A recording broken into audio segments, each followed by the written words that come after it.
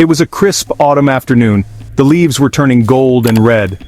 13-year-old Rowan decided to go for a walk. He loved exploring the woods near his home. These woods were in Somerset, in England. They were old woods, full of ancient trees. People had walked these paths for centuries. Rowan often imagined who might have walked there before him. He was not looking for anything special that day, just enjoying the fresh air and the quiet. Little did he know, an extraordinary adventure was about to begin for him. The Mendip Hills rose around him. These hills have a long, rich history. The Romans knew this area well. They mined lead here nearly 2,000 years ago. Traces of their presence still remained. Old roads, forgotten foundations, and stories whispered through time. Rowan kicked at the fallen leaves. He scrambled over a mossy fallen log. The sun filtered through the thinning canopy above. It cast dappled shadows on the forest floor.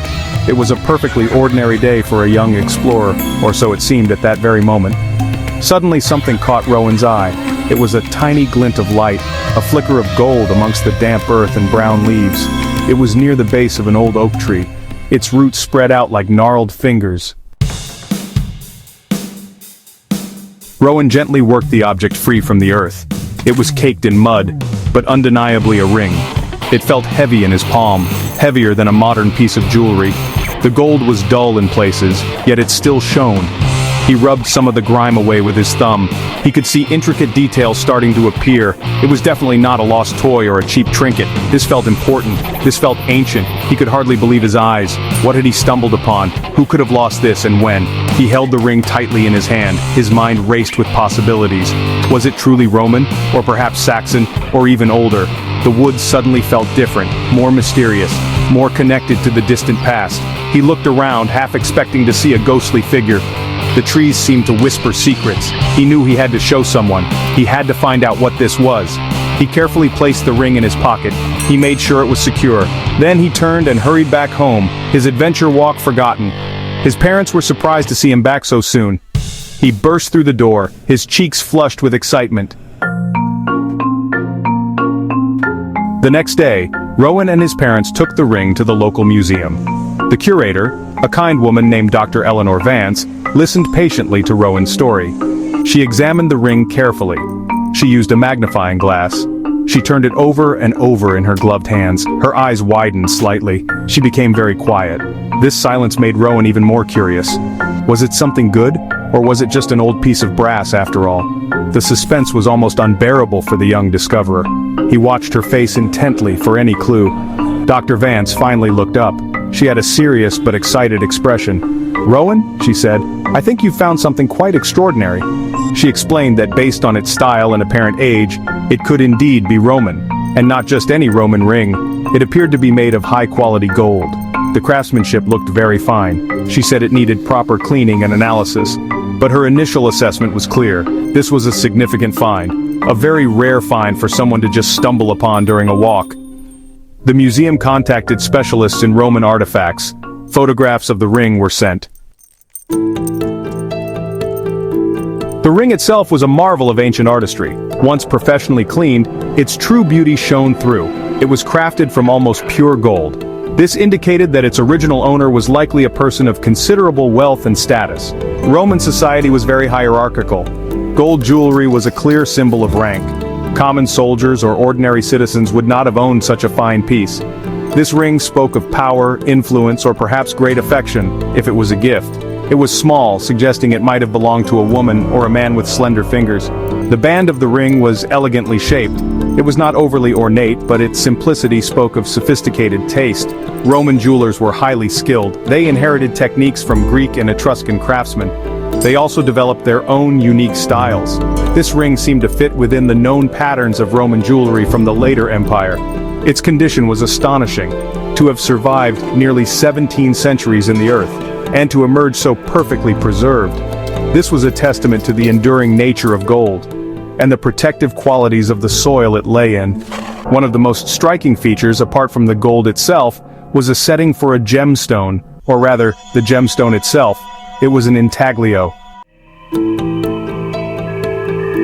Section 5. Secrets in the signet, the enigmatic engraving. The most intriguing part of the ring was the engraving on the gemstone. This was the intaglio.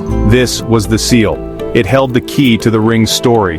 What image did it depict? What did it mean? Experts peered at it through microscopes. They made casts of the impression. The image was tiny, yet incredibly detailed. It showed a figure. But who was it? Was it a god, a goddess, a portrait of the owner, or perhaps a symbol with a hidden meaning? This was the central mystery. Initial interpretations varied. Some thought it depicted Mars, the god of war. This would make sense if the owner was a soldier, or someone who valued strength and protection. Others suggested it might be Mercury, the messenger god. He was also the god of trade and travelers. A merchant might have worn such a ring. Or perhaps it was a more personal deity, a local god or goddess worshipped only in that region of Britain. Roman religion was very diverse. People often had their favorite protective deities. The style of the carving also offered clues. Was it Roman work? Or was it perhaps carved by a local British craftsman in the Roman style? The quality was very high. This suggested a skilled artisan, but provincial workshops could also produce fine work. Section 6. Whose finger did it grace? Theories on the ring's owner. With the ring confirmed as Roman, and the engraving a subject of intense study, the question arose, who owned it? This was perhaps the most fascinating puzzle of all. The quality of the gold suggested wealth. The intaglio seal suggested importance. Was it a high-ranking Roman official? Someone sent from Rome itself to govern or manage affairs in Britain? Such individuals would certainly have owned fine jewelry. They would have needed a seal for official documents. This was a strong possibility.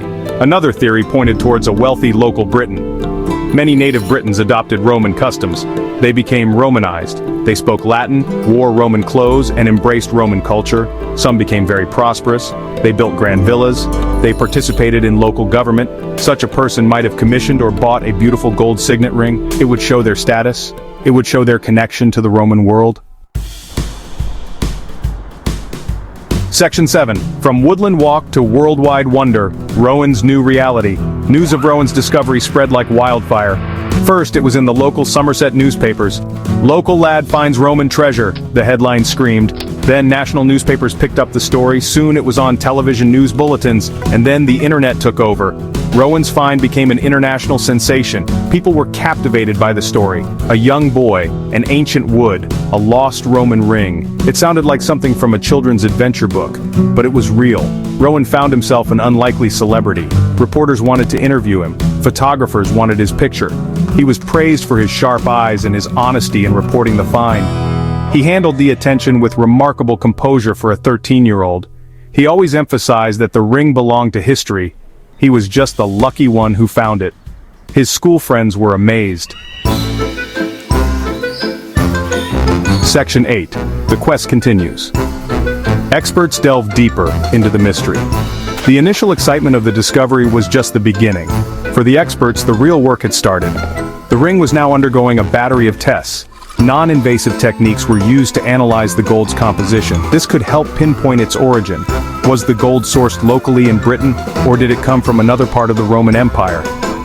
X-ray fluorescence spectrometry could reveal the exact percentages of gold, silver, and copper in the alloy. These details could offer vital clues. The intaglio engraving remained the primary focus of research. High-resolution three-dimensional scans were made. These allowed scholars to study the carving in minute detail. They compared it to thousands of other known Roman seals.